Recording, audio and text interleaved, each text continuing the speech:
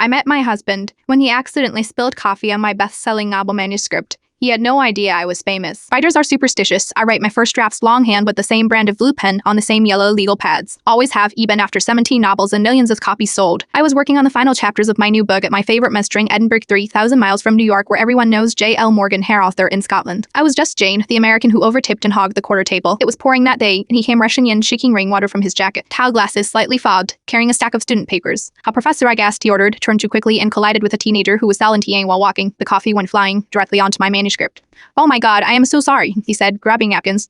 I was already dapping at the pages, heart racing. 3 months of work, and I hadn't scanned these pages yet. "It's fine," I lied, trying not to cry. "It's clearly not fine," he said, assessing the damage. "Are you a student?" "I am a literature professor. I know how important papers are." "Not a student," I said. "Just a writer. Published?" he asked, helping me separate the wet pages. "A few things," I admitted. He insisted on buying me another coffee and having the Nestor make photocopies of salvageable pages. As we waited, he introduced himself as Dr. Malcolm Wade, visiting professor from Glasgow. "What do you write?" he asked. "I never tell people who I really am. My books sell millions, but they're commercial thrillers my agent calls elevated pulp. Literary professors like Malcolm generally despise them." "Mysteries mostly," I said vaguely. "Interesting? Any authors you model your style after?" I almost said myself, but stopped. "I like Ruth Rendell's psychological approach. Patricia Highsmith's unlikable protagonists." His eyes lit up. "Excellent influences. I'd love to read your work sometime." Our coffee arrived. I learned he was divorced, teaching in Edinburgh for the semester, specialized in Gothic literature. He'd never heard of J.L. Morgan. 2 days later, we met for dinner. A week after that, he cooked for me at his flat. On his bookshelf, I spotted my own novels. All of them, my heart sank. "You're a J.L. Morgan fan?" I asked carefully. "God, no," he laughed. "My ex-wife was obsessed. Left them when she moved out. Never understood the appeal plot-driven page-turners with predictable twists." I should have been offended. Instead, I felt strangely liberated. Here was someone who had no interest in my fame or success. 3 months in, I had to return to New York for meetings. Before leaving, I finally told him over dinner. "You know those J.L. Morgan books you hate." "I'm A.L. Morgan." He choked on his wine. "That's not possible."